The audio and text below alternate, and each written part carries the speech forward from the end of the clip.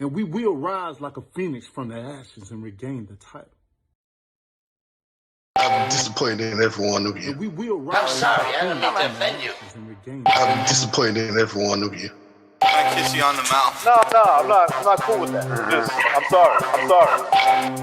One more time. I'm disappointed in every one of you. I mean, I'm dealing with degenerate animals. I'm disappointed in every one of you. Disappointed in every one of you. All right, come on. Honestly, I can't do it no more.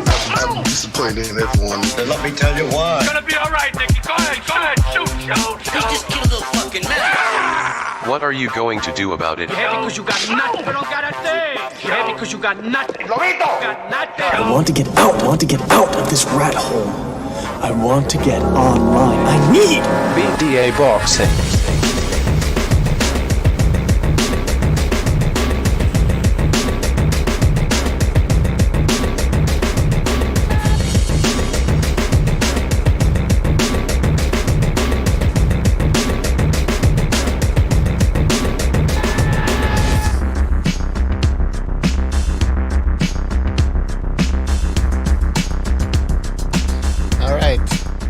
Cut the music. This is King Bucho. Welcome to BDA Boxing, the Boxing Debate Arena special Friday edition. And I have with me Mr. BDA. Mr. BDA, what's up? How you doing, Bucho? What's up? Let me just increase your volume a little bit. I don't know. No, that's okay. I'll do it myself. Okay. Jesus. All right. Don't take the Lord's name in vain, man. What's the matter? Sorry, man. Sorry. Forgive me, Lord. What was I gonna say? Yeah, guys, a special Friday edition. We're gonna be talking about obviously boxing, but anything goes basically. And after this show, we have a second Renaissance show, as you can see on your screen. Trying to promote the channel. The second Renaissance. There's 2 links in the description. If you haven't subscribed, go and subscribe. And for some reason, the second Renaissance event that we just created, it's not showing up on the subscriptions tab on YouTube. So that's kind of weird. It's not showing up there. So make sure you subscribe and hit that bell notification icon and join the second Renaissance, guys. It's one of the best shows. I wish we could do more, but we can't do 2 shows at like every fucking day. Or for the most part, we're kind of busy. Let's just put it that way. SSB28, shout out to SSB28, Blues Boxing, Mark Ant, Uncle Burnt Apostrophe, St. Brit Sports, Official Scorecard Boxing Science. Guys, welcome to the show. And we also have now Revolucion. Revolucion, what's up? What's up? What the hell was that? That's just me groaning and moaning, man. Fucking tired, work, shitty job. Do you work on the weekends? I fucking got no days off again. Jesus. 2 weeks now. Another 2 weeks in a row I'm gonna do. But you know what? It's all good. Because I'm just not giving a fuck at this point, man. I'm just doing whatever. Fuck it. If they want to fire me, you know? That's right. They can't control you if they can't take nothing away from you, so... Yeah, hit rock bottom. Exactly. You gotta hit rock bottom. It's like Fight Club, basically. Now the question is, well, I got 2 jobs, so I can always fall back on the other. All right. Now the question is, when will you go postal, and how will you go about it? I'm waiting on my postage date, man. I don't know. You can call me Victor. I'm gonna go post. I'm 2 puns. Yeah. Here you go. Yeah, I'm gonna fucking pop off, man. But who knows? Let's talk boxing. What's new in boxing? You got new panelists? Is this the audition? Oh, yeah. People are still doing the auditions. They're still happening. If you want to join the Discord, you got to go through the auditions. The auditions happen through StreamYard, which you can join right now. I'm posting a link. StreamYard link. Come and join us. And yeah, people will decide whether or not you are worthy of a Discord spot. All right. Yeah, kill him. Usyk wants to fight AJ. Apparently he will be fighting Derek Chisora. That fight is very close to being done. And After that fight, Usyk says that he wants to fight Anthony Joshua. He is a mandatory for the WBO championship. And if Joshua beats Pulev, then that's right. Either AJ fights Usyk or he has to drop the belt. And Usyk said he will be fighting for that belt no matter what. So if he has to fight Joshua, he'll fight him. If he needs to fight somebody else to win that vacant title, he'll take that route. So that's an interesting fight. First of all, Usyk has to get through Chisora, and you never know. Chisora is a decent heavyweight. He's a gatekeeper. Usyk hasn't really fought anybody in the heavyweight division. He fought that other guy that I even forgot his name already. And, some people weren't impressed with that performance. Now, Chisora, again, gatekeeper, solid heavyweight, has basically boxed everybody. So it's still a tough fight for Usyk. But if Usyk gets past Chisora, this is the problem now, because I think most of us, we want to see Fury against AJ. Now Usyk is going to ruin the party. What do you guys think? Usyk, man, he's the dark horse of the division because we don't know what he can do. I mean, they've been talking about him and Chisora or Takam for quite a while now. None of those fights have happened. Then COVID happened and it put a dent on the whole thing. But Usyk, we saw at least that for 6 rounds, was it 6 or 8 rounds against Joyce in that WB Super Boxing Series, or whatever it was, the league. Yeah. He was able to handle the guy with relative ease. A much bigger guy, much taller, bigger. So we know he can compete against these big guys, but we don't know if he can do it for 12 rounds. And I'd like to see him fight like a Pulev type fighter, somebody who's above 6'4", to see if he could potentially handle a guy like Joshua. But I'll tell you what, man, I saw the Otto Wallin, or rewatched the Otto Wallin Tyson Fury fight, and Wallin, who's a southpaw, was able to give Fury some problems, man. And he's 6'5". Yeah. Usyk is what, 6'3", 6'4", maybe. So 3. Discrepancy of height, not that big. You never know, man. I know it seems like it's a lot of weight between Fury and Usyk, but you just never know, man. Right, but what's his name? The German guy. What's his name again? Jeez, I forgot.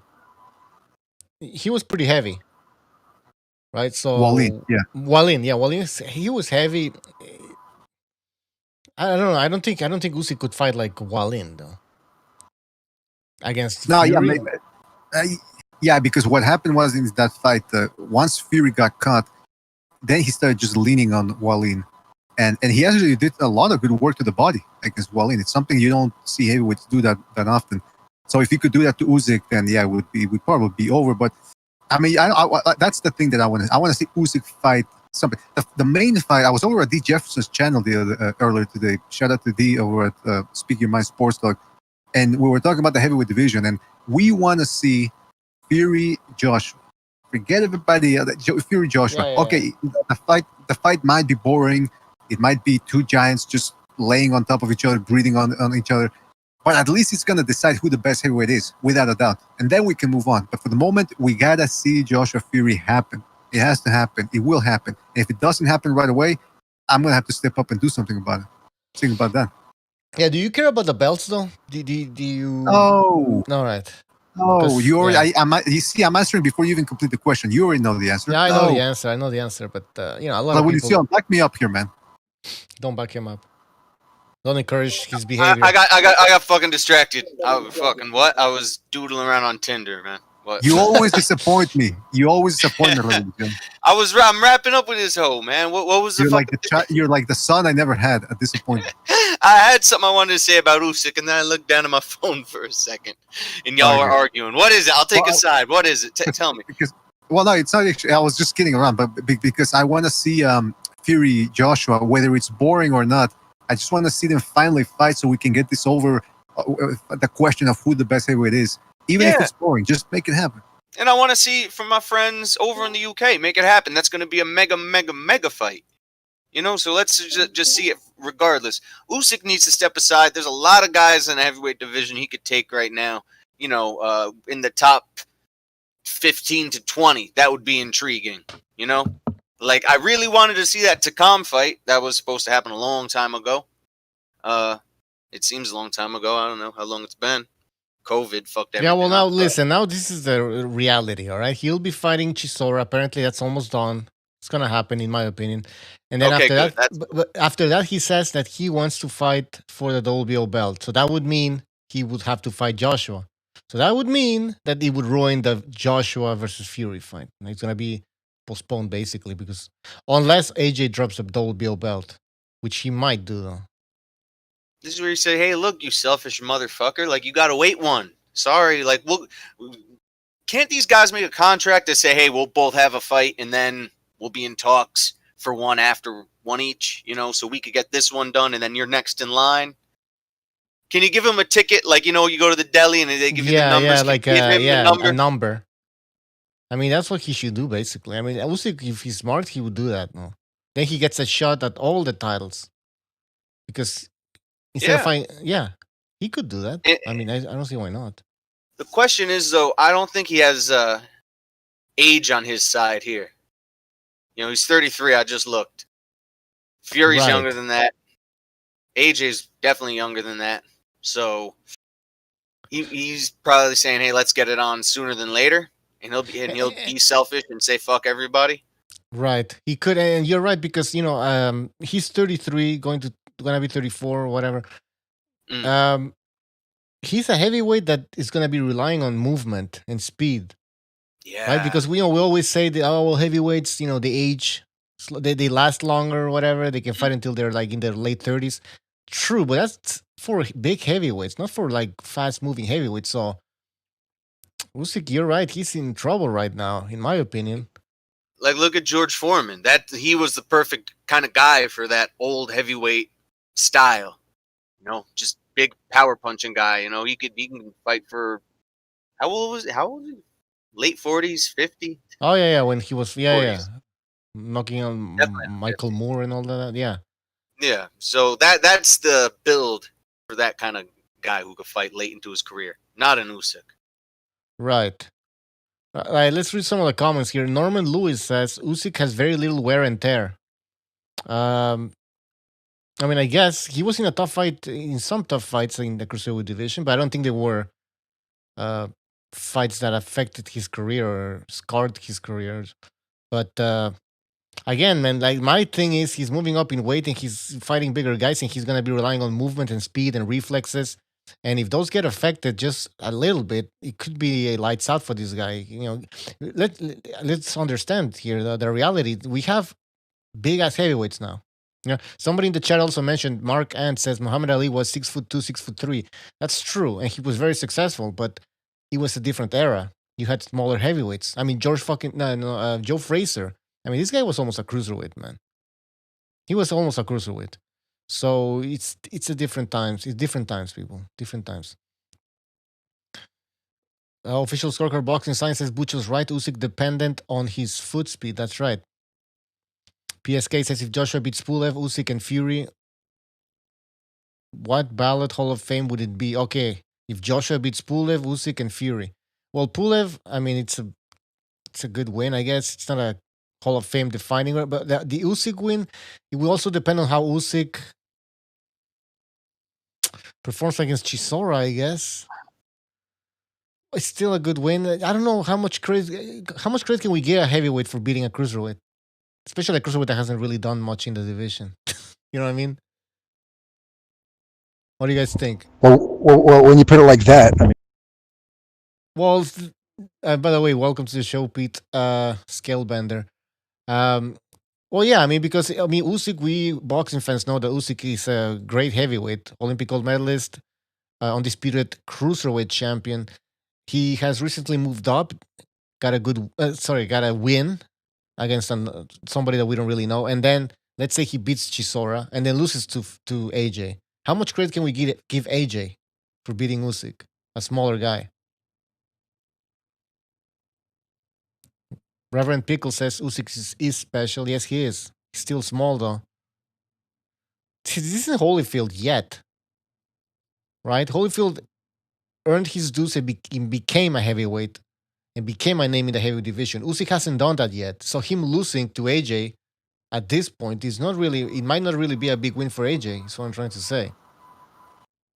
You know, Bucho, the main thing with Usyk, stylistically against the guys, who are the guys that have given him trouble so far in cruiserweight? Had Brady's was Michael Hunter. that was a dirty fight, but yeah. Hold on. Brady's, Michael Hunter, and Belly, right? Guys that knew how to work that right hand and follow up with a left hook. Guys who had craft.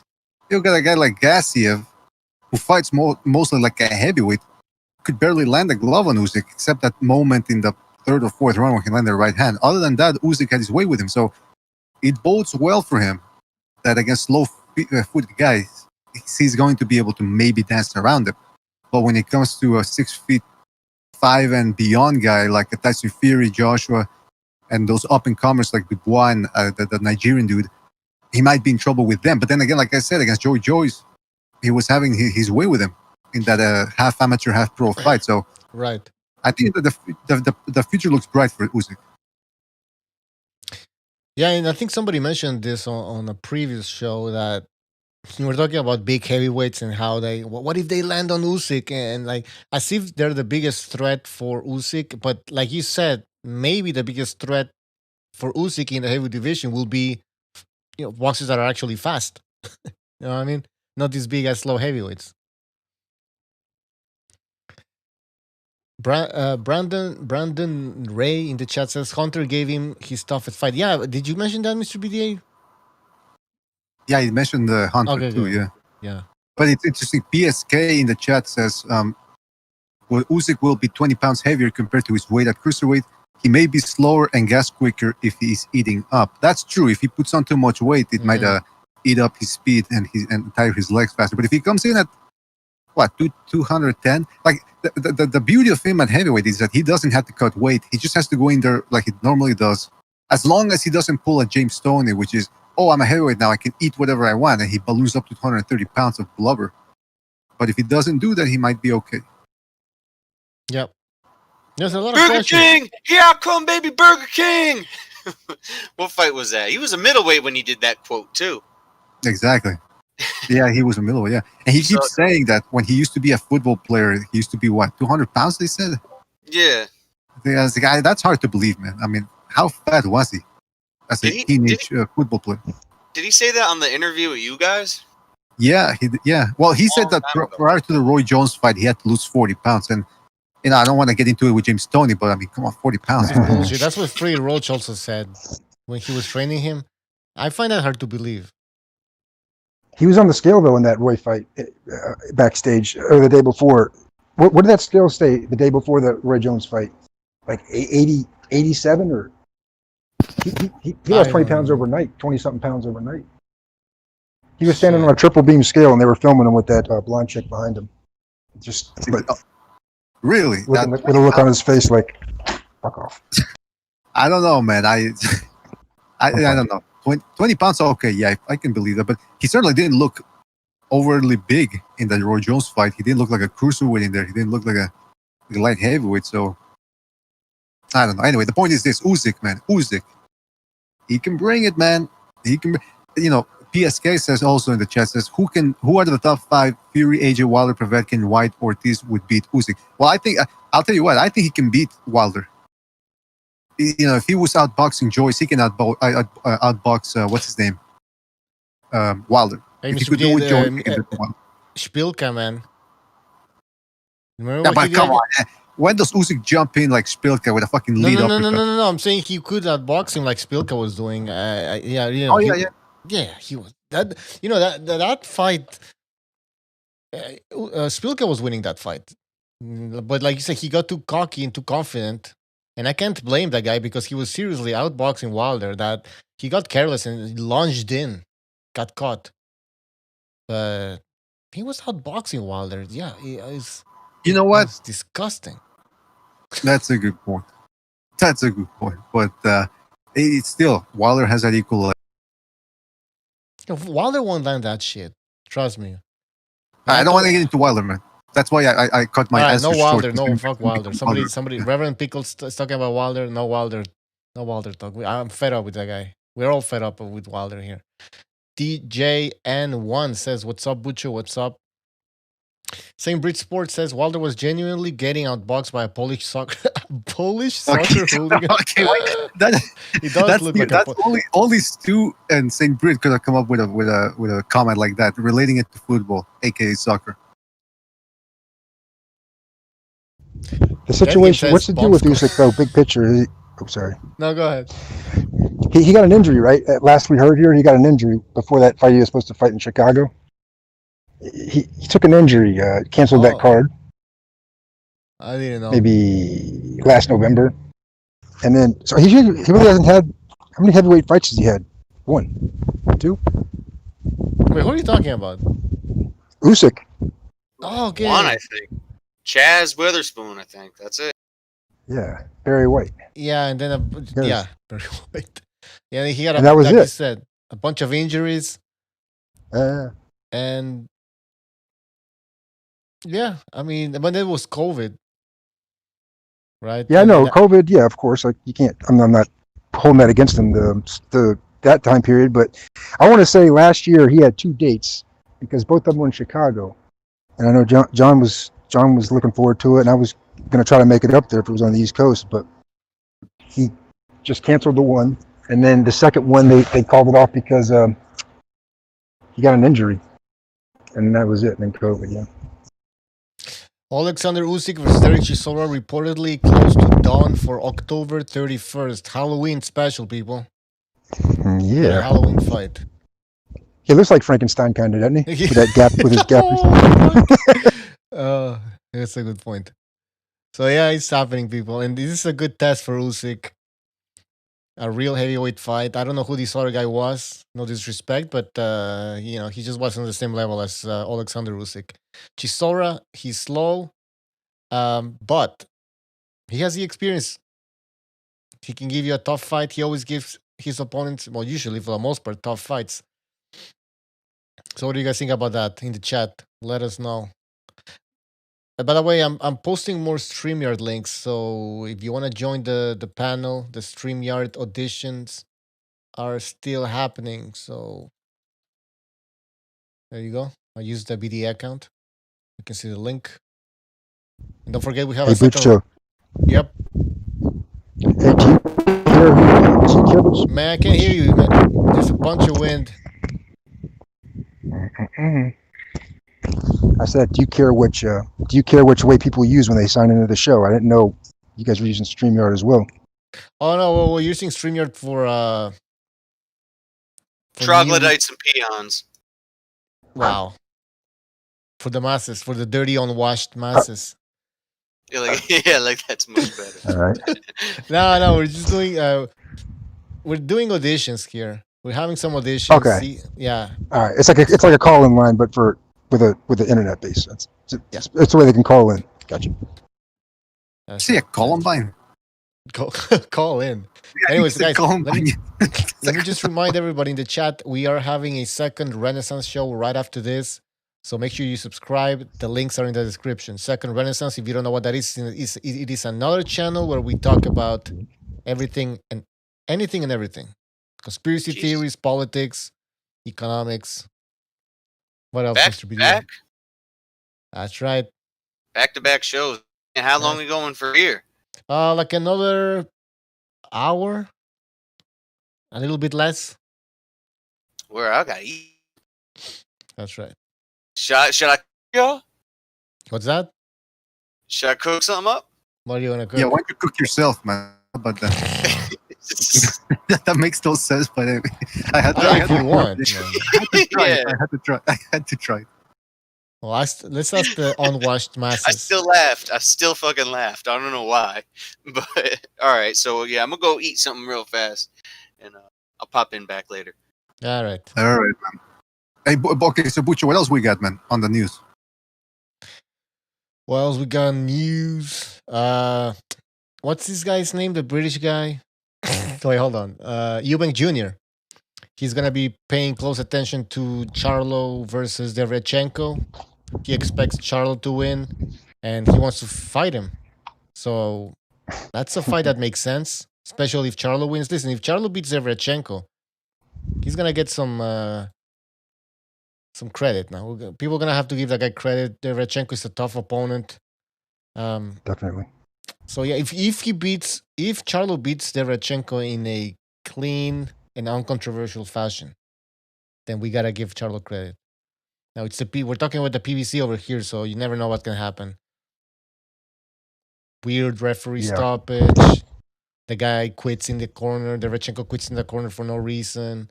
Derevyanchenko gets robbed. That could happen. Now, if it's a clean fight, fair and square, and Jermal goes in there and knocks him the fuck out, then he's on his way to becoming a star. And that Eubank fight would look even better. I'll tell you what. BDA was talking about their fight earlier, and I was pretty impressed by, after thinking about that Golovkin fight, how Derevyanchenko was able to neutralize Golovkin's, basically his power by, actually getting up underneath him, kind of getting crowding him inside, but not to the point where they had to break him, not clinching or anything, but working inside of Golovkin's power so you didn't stay on the end of those punches. That was pretty impressive. He did very good with it, with that technique, don't you think? Yeah, he did. A lot of people blame that performance on Golovkin. Yeah, Golovkin being old, Golovkin being slow. What do you think about that? I mean, I obviously he's not prime, but and you could see there was a gear down there, but here's the thing though, if it's not something you do because a guy's lost a step, he's still got the power. If it was just simply about staying away from his power, you would have seen him on his bike, like someone typically would just haul ass on Golovkin, because if he's lost a step, he's lost a little bit of power, but he's also lost some footwork too. So he's not going to cut you off as good. So, in other words, you wouldn't expect him to go right into the fucking, stick his head in the lion's mouth like that. He wasn't doing it by accident. He was doing that. Right. It was, you got to give credit to Derevyanchenko as well. Yeah, exactly. It was part of the plan, and it worked. I know he did get his face all busted up as well. So, but that's a good point. But you're fighting Golovkin, man. So, and he took some pretty good shots. He's a dangerous boxer, man, Derevyanchenko. That's why I hats off to Charlo for taking that fight. All right, we have Gonzalo. Gonzalo, what's up? Hey, how's it going, King? What's up? So we're talking about Charlo and Derevyanchenko, and Chris Eubank Jr. who wants to face Charlo if he wins, obviously. So, your thoughts on all of that? Let me hook up my headphone real fast. All right. Let's go to the comments. Reverend Pickle says Triple G. Okay, go ahead. Go ahead, Jesus finish. Christ. Okay. Yeah, go ahead, finish. Oh, we're just gonna read a comment. Reverend Pickle says Triple G is on the slide. Billy Joe Saunders would box his head off, in my opinion. Oh, okay. You forgot about Billy Joe. We'll talk more about him later. Gonzalo, go ahead. Yes, that Derevyanchenko Jermel Charlo fight, that's to me, that's the number one, the most interesting fight that we had, but even better than the Lomachenko Teofimo Lopez fight. Because the Lomachenko fight, I think he beats Teofimo quite comfortably. The only thing he's got to face is punching power. This guy likes to catch and shoot. Fucking, he's a counter puncher, and I think that maybe Lomachenko, aside from the size and that power, he can handle Teofimo Lopez. But this one is truly a 50-50 fight. The biggest question mark may be the beating that Derevyanchenko took against Triple G. But, I mean, that's only like one beating. And the thing about this fight is this would be the third attempt for a guy that's really good to challenge for a world title. And if he came up short, it would be something hard to fathom that a guy of that quality would never become a world champion if this would be like his last opportunity. And the other guy, he's the A-side. Well, going back to Derevyanchenko, he likes to change the angles and he throws a lot of punches. This style meshes well with the other guy that kind of catches and shoots, blocks a lot of punches, and is a counterpuncher, likes to throw that uppercut like we saw at the BDA. So I think that, based on volume, if this were to go to 12 rounds, most likely Derevyanchenko would land the most punches on CompuBox, meaning that if he like totally outscores Charlo, to include maybe not the power punches, but just punches in general, that you can make a case that he can win a decision based on activity. But okay, Charlo, yeah, we're gonna say he slightly punches harder, or maybe considerably, than Derevyanchenko. And he's gonna be looking for the opportunity to counter Derevyanchenko. Now, is that gonna be easy since Derevyanchenko is always changing angles? Maybe to line him up, it won't be that easy. I mean, we saw Marquez versus Pacquiao, kind of similar style, but Pacquiao came straight, lunged in a straight line when he got countered, and it took him 3 fights to do that. So I don't know if the technician, all his defensive skills are well-rounded enough to avoid getting clipped by that one shot that Jermell Charlo's going to seek to land. So, I would say this is because, I was upping Jermell Charlo. I was saying that he wins because he lands that shot that's going to catch Derevyanchenko cold, not expecting that punch, because he's not going to punch that often, to where when he does get hit, it's going to surprise him. But that's the alternate. That's the alternative scenario, considering that it goes that he stops him, that he catches him. But in reality, you gotta favor the guy that throws more punches if it's gonna go the decision. So my pick was Charlo, he wins by knockout.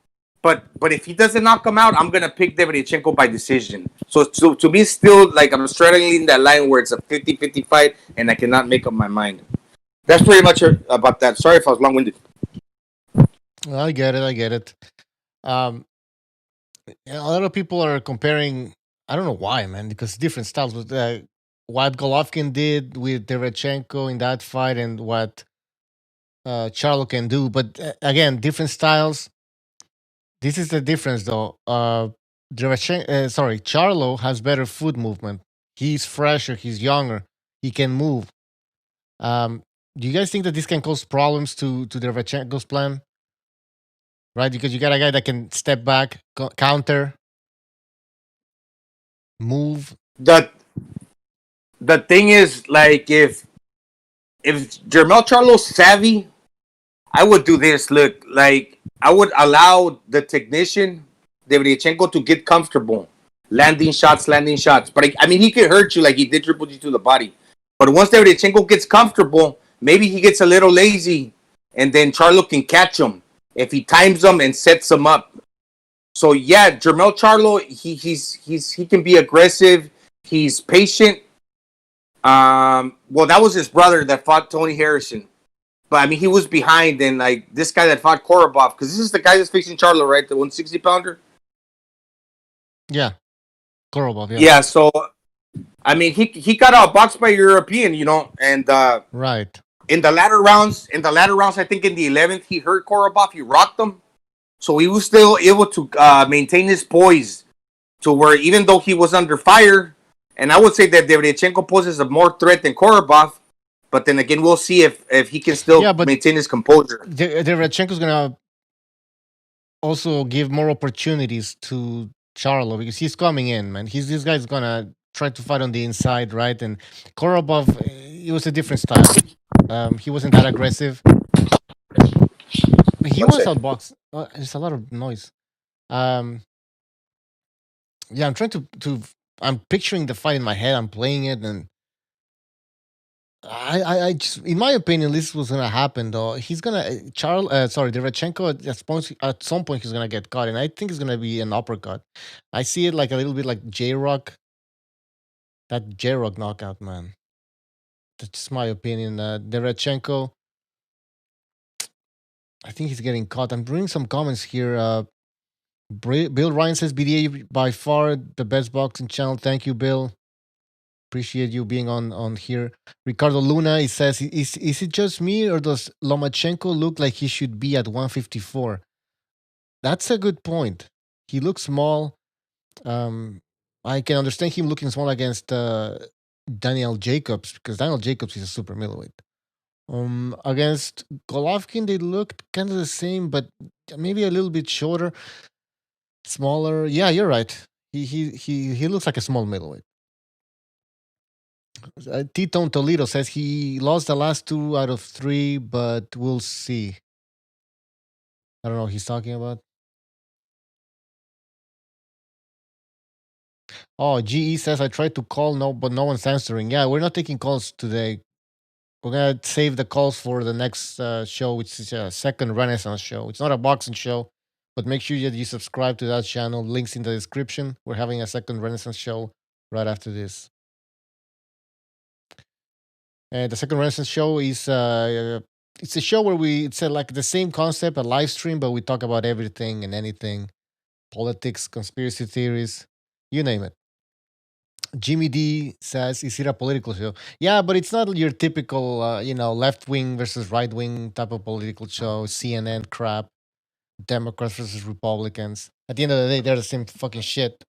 The one's worse than the other. But yeah. DJ N says, "When is it Bushu?" It's like in 30 minutes. Within 30 and 40 minutes, we'll be switching to the second Renaissance. Mr. BDA will be hosting. Don't miss it. Have a lot of stuff to talk about. He actually he has a lot of topics that he wants to discuss. PSK says, "I think this is a good test for a big Charlo, but I don't think it will translate to the elite guys at 160 and 168. He won't beat any of the champions at those weight divisions." Charlo 168, that's going to be interesting. I don't think he's planning on moving anytime soon. And at 160, well, listen, who do we have at 160? We have Eubank Jr., who's already saying that he wants to fight Jermal. We have Andrade. No, Andrade. What's his name? Andre. Demetrius Andre. Or Andrade. Yeah, it's Andrade too. I don't know why people call him Andre. Yeah, it's his. He has some Panamanian in him or something. So, yep. There's also him. Charlo has a good chance against them. I don't think he would get. Actually, Charlo has a good chance of beating a lot of these guys. Yeah, he's gonna. I'm afraid. Well, I don't know. I don't got nothing against him, but I don't know if he waited these guys out. But he's gonna dominate for a little while, I think. Yeah. People asking if the second Renaissance is another channel. Yes, it is. It's another channel. Make sure you subscribe. Link in the description, people. Make sure you subscribe. All right, what else do you guys want to talk about besides Charlo and Derevyanchenko? You mentioned Eubank. That guy's an interesting character because he was fighting. Who did he fight? Korobov, and he threw out his shoulder. Korobov did. Yeah. And he's been willing to fight, and he I don't know how he prepares his training antics are similar to what maybe Anthony Yards, where he does a lot of drills, but I don't know whatever else he does to prepare. And if he listens, kind of like Deontay Wilder, him and his dad are a little delusional. Is he really that good? He had a close fight against Saunders. But aside from that, he knocked out Yildirim, which everybody considers a bum. What about the George Groves fight? What do you think about that? Well, yeah, it's weird because George Groves, he got beat pretty easily by Callum Smith, right? And he was pretty much past his prime, George Groves. But he wasn't too far removed from that fight. And in that performance against Eubank, he dominated him. And this guy was out of range, swinging at air, using just what he has, the stamina and the gas tank to try to make it into a uncomfortable fight for Groves because it wasn't competitive. Right. But he failed. He failed. He looked like an amateur, right? He did. So that's the biggest question mark around him. No, that was a 168. Maybe 160 will suit him better. Well, yeah, that's a good fight, man. That's a good fight. But it's okay. Let's move out of this division. Forget about this division. It's a fucking mess. It's a mess. Let's. Where do we go now? 140. 140. That's my favorite. Josh Taylor fighting his mandatory, a fight I'm not really interested in. And then you have Zurdo Ramirez. Listen, Zurdo Ramirez has lost a lot of fucking fans, a lot of credit because of that Postol fight. Now I'm hearing that Josh Taylor is gonna whoop his ass at this point. I still. You're talking about Jose Ramirez or Oh, Jose, right? Yeah, what the hell was his name? Yeah, no, wait, what's his name? Yeah, Jose Ramirez. Jose. Yeah. Okay, I get confused with all these names. Jose Ramirez. Jose Carlos. Yeah. So I can understand why some people think that Josh Taylor is gonna just destroy Ramirez. Ramirez didn't look that good against Postol, but then who has? Nobody. But that's right. Josh Taylor is still the favorite, in my opinion. He has to be. I don't think he whoops him. Yeah. Yeah. To me, what I saw the most glaring, if you want to compare him, I think Josh Taylor, he's more physical. He's a little bigger. He's a little stronger. I mean, Jose Ramirez is strong, but we can see what the difference between one division to another. Like, for example, Julio Cesar Chavez Sr., although it was past his prime, how he could be so dominating maybe at lightweight, but when you go up to welterweight, I mean, it's not the same, right? And Jose Ramirez, he's got a good chin, right? But I just think that Josh Taylor is stronger. But with that being said, I think Jose Ramirez got a better chin than Josh Taylor. A lot of people said that Jose Ramirez some people said, I think a rival mentioned that he had been down.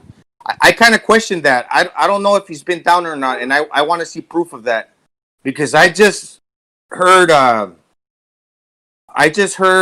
what's his name? Jesus. Mikey Garcia, Robert Garcia say that Ramirez, he's got a granite chin and that he's never been hurt before. So I think I'm going to personally ask him because I want to know if he's been hurt because that's important going into the fight.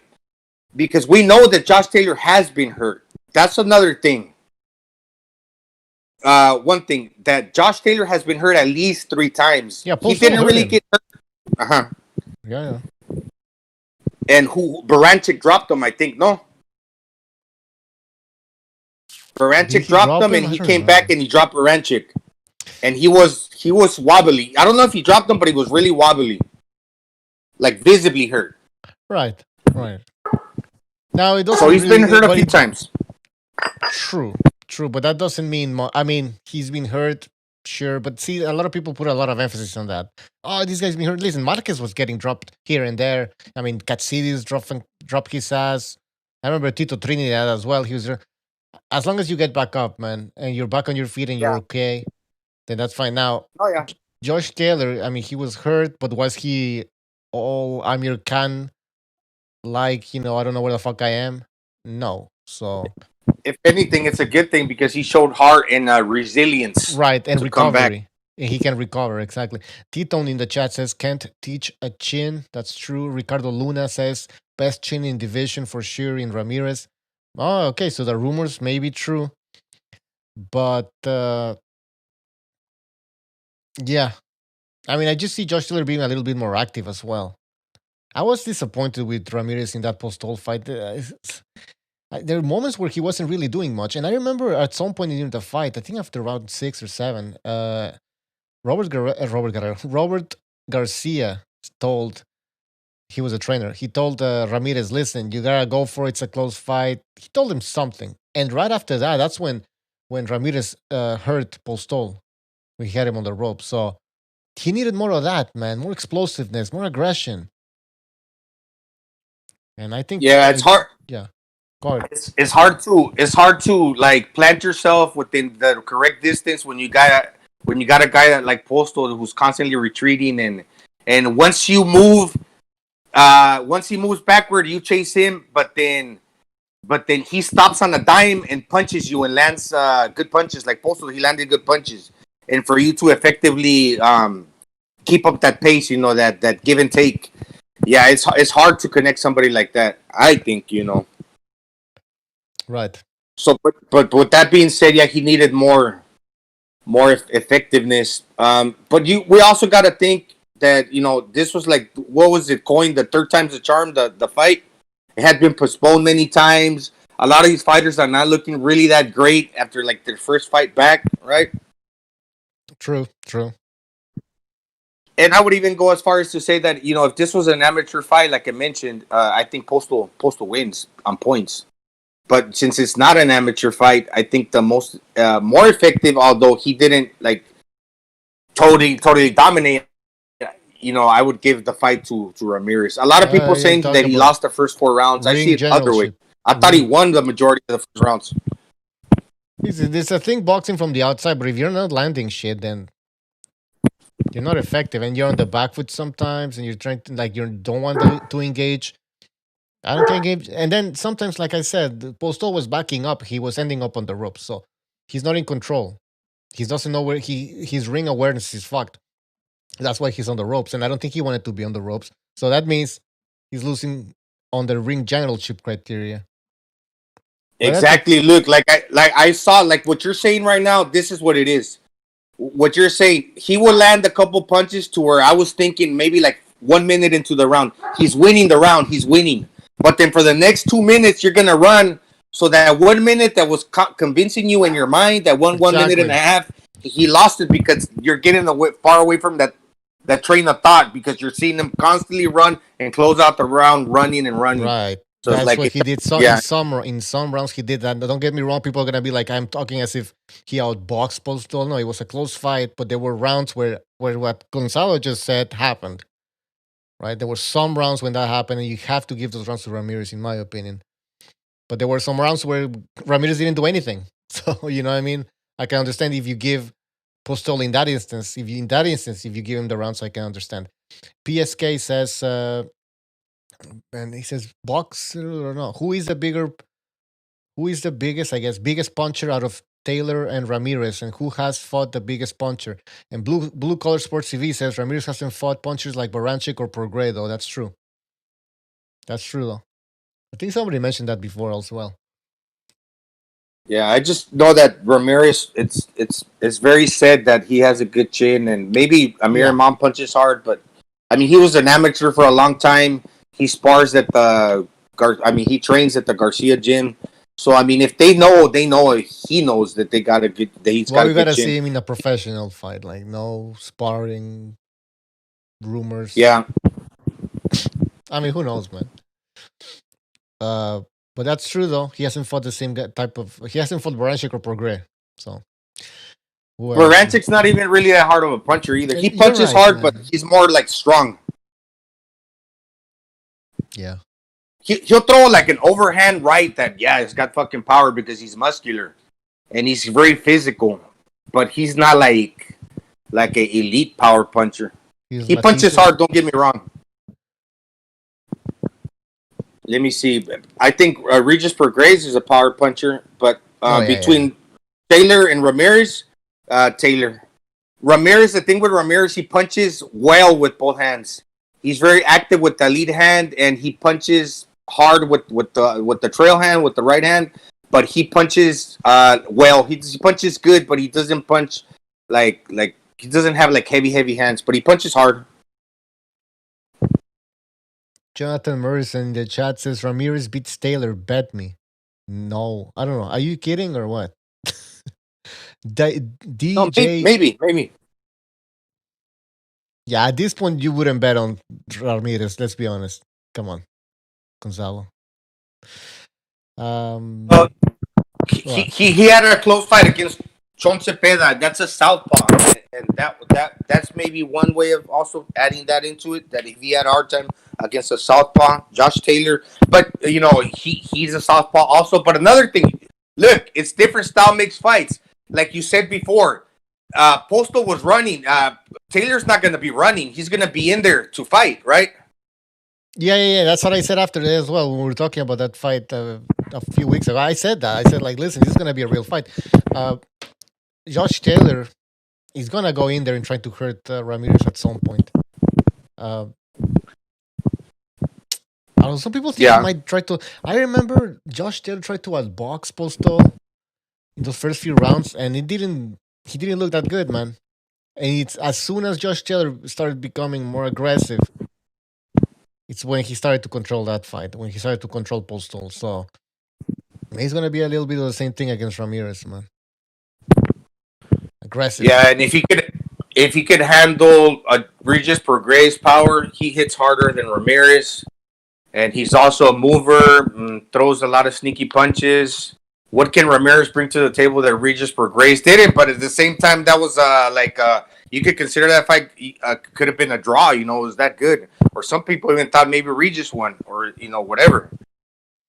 That game keeps insisting that I can't even pronounce the Thai fighter's name.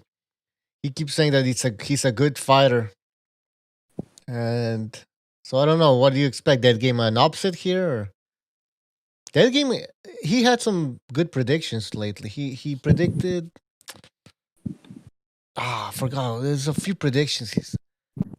I think that Povetkin. Yeah, and Povetkin, and there was another one. That game knows his shit. Yeah. That game was on a roll, man. Except he's way off when it comes to Wilder. I mean analysis. Wilder, yeah, prediction. You never know. You never know, but you never know. But he says that Wilder is gonna win the third fight. I mean, I don't know based on what, but he wants some action. He wants some action on that. Yeah. Hey, you're not gonna make any money unless you bet the fucking long shot. You know. Hey, didn't you lose some money, Pete? On what? On Wilder, I lost a bunch of money. On the rematch. Yeah, you lost no, on the rematch. Fury against Wilder. No. I remember. I don't think I didn't put it. I'm pretty sure you did, man. No. Okay. Then... I mean, I might have. I don't. Not enough to remember. Not enough to make it like something like that. Oh, okay. My brother Billy now. My brother Billy won. My brother Billy hit on the first fight a draw. I think he had. Yeah, me too. But then I placed. I think I paid out $5,000, man. I think he paid up $5,000 on the draw. Oh no! What were the odds on the draw? 20-1 or something? It was crazy, right? Yeah. Oh, his ass! You should have seen him come through those sliding. Well, where we watch fights, it's at my uncle's house, and when the scorecards are getting read out at the end of the fight, I forgot he had money on the draw. He comes through. It's separated by sliding glass doors because the two cable boxes are off. You know, there's a delay in one of them, so the front TV in the front room, you could hear it ahead. Anyway, he opens his sliding glass door. He goes, "They're gonna try to fuck around on these scorecards," and he left. And I'm like, "What are you so fucking amped up about, man?" And as soon as that draw came out, split draw, I was like, "Man, that's some bullshit." He came through the fucking door and about knocked my hand off. He gave me 5 so hard. I was like, "What are you fucking? What's the matter with you?" So I hit the draw. It's a smart bet, though, you know. Yeah. For the next, who knows what's going to happen on the next fight? I mean, goddamn, that's two totally different I can fights. Tell you what's going to happen. Yeah, but I'm saying how though? How? I mean, he beat him the first fight one way, or same thing. It's going to happen even like give it 3 rounds this time. I'm not even. So he's going to go the second round because you know what I'm saying. Like I think he won the first fight, so it's like he won the first fight one way, and then he won the second fight totally different, like just mowed over him. Yeah, but he's no boxing do the same thing. Okay, yeah, I mean that's he could do it both ways. I've seen him do it both ways, so I just was curious. Right, but both ways. That first way almost ended like Fury almost ended up on his ass, man. Like he almost got counted out. So yeah, I mean, let's not forget the first fight he had a fucked up scorecard. That wide scorecard for Wilder. That there's no fucking way. That Mexican guy that got up and left afterwards. Yeah. We've never seen him again. Like. They're like, "What were you thinking on that scorecard?" And he just folded his binder up, just folded it like his library book, and just like calmly walked out like he was going to Nuremberg trial. Dude, yeah. And then he was, as soon as he hit the doors of that arena, he ran, he sprinted. But he already so had a flight waiting for him to go back to Mexico. Oh yeah. And then, by the way, in the second fight, and then the knockdown. So without the knockdown or that fucked up scorecard, Fury gets what's right on the first fight. You know. By the way, Blue Collar Sports TV, aka Del Boy, saying that Ramirez got dropped by this guy named Johnny Garcia. I tried to find that fight on YouTube. I couldn't find it, but thanks for letting me know that and clearing that up. I want to see that. He says he wasn't badly hurt, but that he felt it. So there you go. Yeah, Ramirez has been dropped before.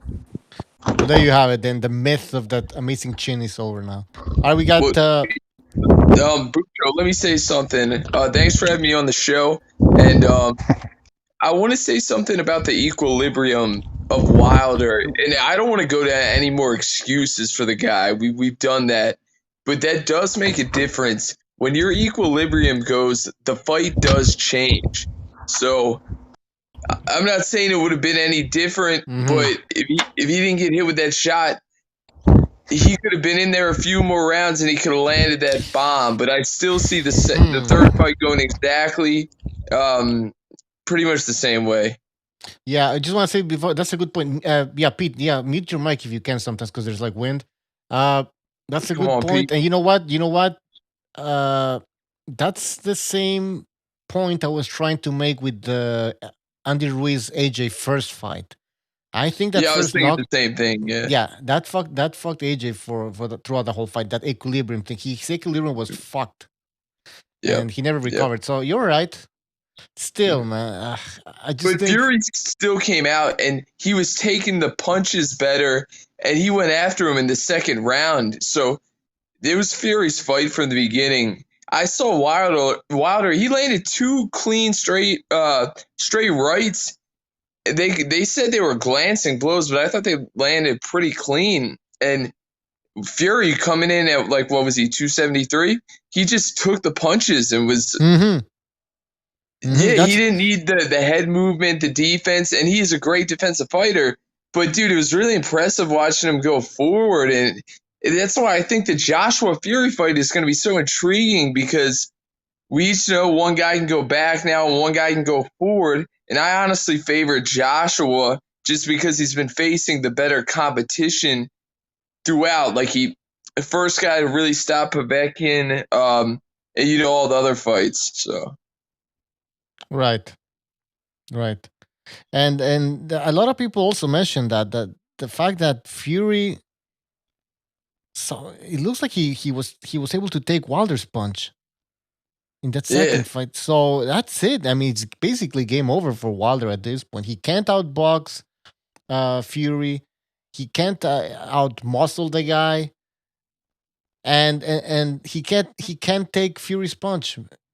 Well, he can always land the one punch, but AJ's punches are different. So an AJ punch might knock out a Fury because punches are different. Some punches are more thudding, like AJ, and some punches more like snappy, quick, like Wilder.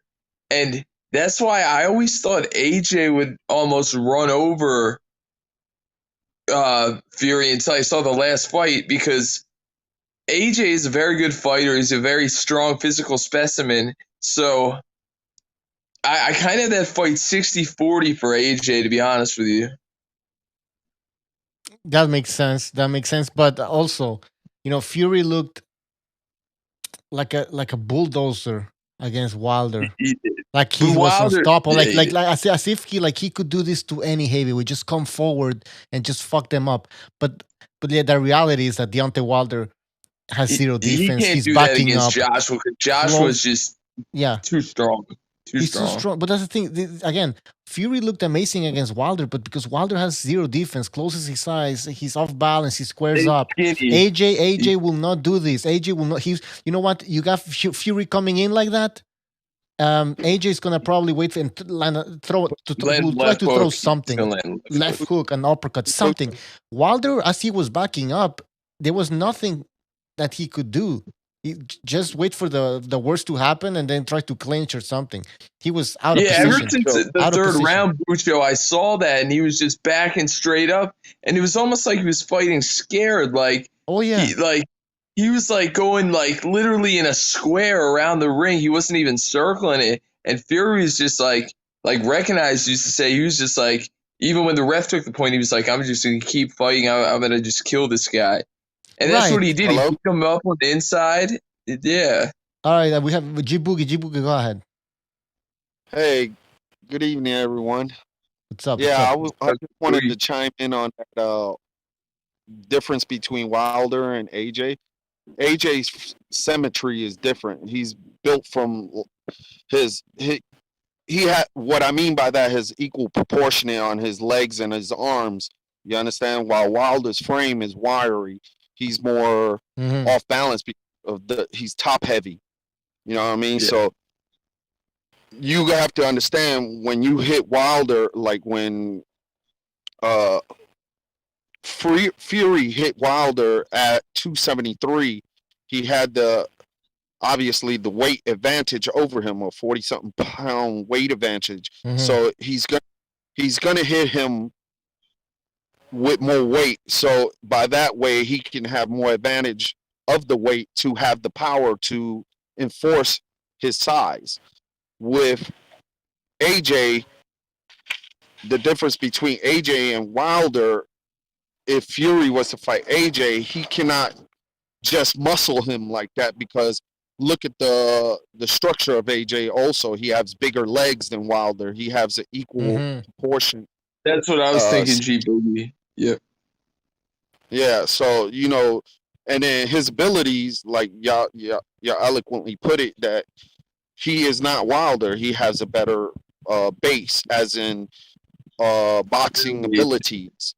You know, even though I'm not saying that Wilder do not have abilities, but his abilities are not as polished as AJ.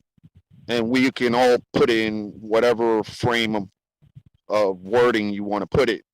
You know, you could even say he has poor stamina and shitty defense and shitty boxing prowess, but at least he can hit you with that one punch and equalize the whole thing.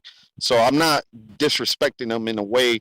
I'm just putting in an objective way to bring everybody clear on the differences between the two fighters, you know, which we all have our own opinion, but if we all equally can imagine that same thing, then it's not an opinion. It's actually is what's being stated and what's being visually seen by everybody. G Boogie, who do you give the edge to in the Fury, based off of like all your experience? Who do you give the edge to in the? I think you said Joshua. I might have been wrong. Joshua and Fury. Well, what I meant by that is that he is not a Wilder. He's not going to get run over. It's a totally different fight. Yeah. Be a totally different fight for Fury to dissect the whole situation, because Wilder can go off the 1-2. That's all he got. AJ could go off of the jab, hook. He got the uppercuts. He got the He's fluid too. He's very fluid. Right, and he has the in close game. He also have the mid range game, and he also, with the last Ruiz fight, because of course it was a fat slot he was fighting, you know, and that's no detriment to Ruiz, but yes, he did show his inability to train, like most of the professional trainers told him that he's lacking in responsibility, which is maintaining his 90 pounds overweight. Has any fighter ever done that besides maybe like Buster Douglas? I'm thinking he had diabetes, so you coming in to fight, I couldn't believe you put on 19 pounds or whatever it was. That to me just shows he's a one-hit wonder. And yeah. You know, I was gonna say, I think between between AJ and Tyson Fury, I would give the advantage to Fury because he's more confident. He's not afraid to trade against power punches, men that are equal in size to him, like he did against Vladimir Klitschko and how he did against Deontay Wilder in the first fight. And although he got dropped in the 13th round, which is pretty much the first round of the second fight, he was totally confident picking up where he left off after hurting them in the 12th. So he's not afraid to trade with these guys against the big man. And Joshua is a little more reluctant, I would say, as evidenced in the Ruiz second fight when he was sticking out his tongue and all. So I think that the experience in boxing I mean, Joshua got more experience than Wilder, but I think overall, Fury is more experienced than Joshua. He's a better boxer. Maybe no, there's no doubt. Joshua punches harder, but Fury is not afraid to trade with bigger guys. But against Klitschko, I mean, Fury didn't really trade against Klitschko. I mean, that was one of the most boring fights of all time. Yeah, that was worse. That was so much worse than Mayweather Pac. Yeah, He didn't trade with them. But him being 6'7", he doesn't really have to run. He just has to stick his arm really, like straighten out his arm and throw his punches for the other guy to be out of range. So when I said to a guy equal in his size, if he's fighting another guy equal to his size, he just had a slight advantage. To where he's not trading, he's boxing, he's not necessarily running, but he's still in range to throw his punches. Right? I understand what you're saying, Gonzalo. I wasn't comparing that Fury will lose to Joshua. I was just saying that in the comparison between Wilder and Joshua, it'll be a different fight for Fury, so it will bring a different aspect to the fight. I'm not saying that Fury will lose. I was just saying, explaining that the difference between Wilder but Joshua will bring a different element to the game. Yes. Fury. I was like, can I ask you something real quick? Bucho was saying. Let me just say something. What Bucho was saying, Bucho, did you see Joshua running? No, correct. Fuck. Did you see Fury running against Vladimir? Was there somebody on the back foot trying to get away from the other guy? That's why it was boring. I think it was boring because it was a frustrating style for either, especially for Klitschko, that he couldn't really hit him, right? But why was that? Yeah, but it was weird, right? Nobody Fury was just jabbing, man. There was instances where he would land the right hand or something, but for the most part, he was just circling around and throwing a jab, popping the jab. That's the frustrating style that he. Yeah, go ahead. Klitschko got completely turned around and wasn't expecting a punch. And this is what Fury. He's got that boxing mind. He says, "I fight when the other guy doesn't want to fight." And Klitschko is spun around. Then he comes up with a left hook and nails Klitschko. And I was like, that's the brilliance of Tyson Fury. He knows when the other guy doesn't want to fight. And he nailed him with a great shot when Klitschko wasn't expecting it at all. I don't know if you guys remember it. It was in the 10th round. That's a good point. That's what makes it interesting because I guess he controls the tempo. Yeah, he always does. But say if you put Anthony Joshua in for Otto Wallin and they fight that same kind of fight, Joshua would have ran straight through him. I think. Hey, we were talking about Wallin. Mr. BDA mentioned Wallin earlier. What if Joshua fights like that? You know what I mean? Just a little bit dirty coming forward. No, he's reckless. The biggest question mark with Anthony Joshua is his chin, and there's no evidence. Well, yeah, he's been dropped and he got back up. Hold on. If we're gonna go by what you said, Bucho, that if you get dropped but you still can get up, I mean, yeah, he got counted out in the Ruiz fight. But I just think Joshua's chin is shaky, man. Honestly, I don't know. It's not because if you look at it again. Gonzalo, I don't think it was the chin because he did get a questionable border shot in the first shot that it went over his head and hit him in the middle in between the back of the head and the temple area. Yeah. So yeah, but he was on the back foot against Ruiz in the second fight. To be a brawler, to be a pressure fighter, you have to have confidence in your chin. Okay, but Gonzalo, you gotta understand too, because when he went in the first fight, he thought he was gonna run through him, and you saw when he threw that shot, he threw that uppercut hook and put Ruiz on his ass, and Ruiz got the hell up. Because that's one thing, all Mexican, Hispanic fighters, and people that are used to warring, they get up with a vengeance of whooping your ass. And want to say, come do it again. You see what I'm saying? So when Joshua experienced that, he basically blew his wad And what I mean by that, and I'm not trying to be on his side, I'm just saying, in that fight, Joshua was heavy.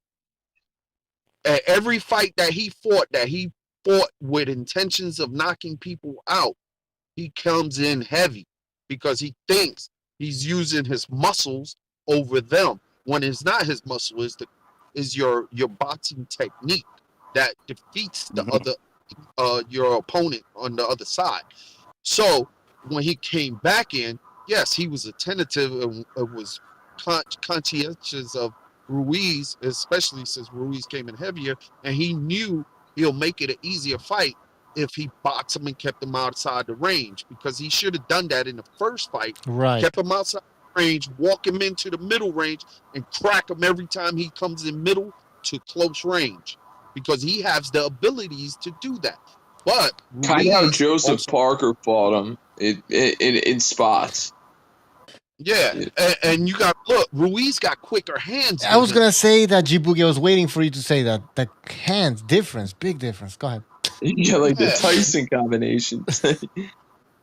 Yeah, so that's why he was a little bit afraid of fighting Ruiz on a close range. He was listen, I know it was a boring fight at rematch, but he had to do it. It wasn't just AJ against Ruiz. It was AJ against himself, against his what was in his head. Fighting that loss. So he fought a little bit cautious. Yeah. Bucho, and I agree with that statement. You know why? Because he had a lot to lose. Because if he didn't gain that belt, all the money and everything, and then it's over. Then it was done. So he had it done for Matchroom too. It was done. Like the PBC would have got all the belts. That's a lot of pressure on a person. I don't care who you are. That's a lot of pressure. Yeah. Hey, I want to thank. I saw AJ landing shots too. He wasn't running. He was hitting and running. Like he was landing hard shots. Like you can't say that was a Mayweather performer. It was more like a Sergey Kovalev against Alvarez. Like because I have rewatched that fight a couple times, and AJ was hitting him with shots where he'd hurt him, but then he'd just stick and move. He wouldn't like do a little pot shot. He would hurt him. Maybe like De La Hoya Trinidad, right? Even though he lost, that's how De La Hoya fought. Yeah. Hey, some rounds he was running. That fight what happened today, 21 years ago, September 18th. Damn. Dude, Austin won like 10 rounds, man. That was bullshit. That was a bullshit fight, man. I want to thank Tony Boswell for his contribution. Thank you, Tony, man. All right, guys. I think Mr. BDA is telling me that the second Renaissance show is ready, so we're gonna move over there. Guys, click the link in the chat. Whoa, it's a fucking link. Yeah, click the link. Well, I'm gonna bounce. Thanks for having me on, Bujo. I appreciate it. Take care, man. All right, guys. Hey, later. All right, everybody. Man, we're gonna be for those of you who are on Discord. I'm gonna have to start another Discord group, so I'm gonna call Bucho, and from then on, if you want in, just contact us on Discord, and we'll give you the link to the new group. And if we might start StreamYard as well, depending on how it goes. Yeah, and we're gonna be opening up phone lines over there. So come on over to Second Renaissance. We got a lot to talk about. Whatever you want, man. Politics, conspiracies, whatever. BDA. Yes, Mr. BDA, on the Second Renaissance, we're gonna talk about Hitler wearing those old 1920 swimsuit outfits. Yeah. Hey, maybe why not? Yeah, if it wasn't for Hugo Boss, man, the Nazi uniforms would have looked like shit. Because I don't know what Hitler would have come up with himself. All right, we'll see you on the other side. One more time. Playing the music. I mean, I'm dealing with degenerate animals.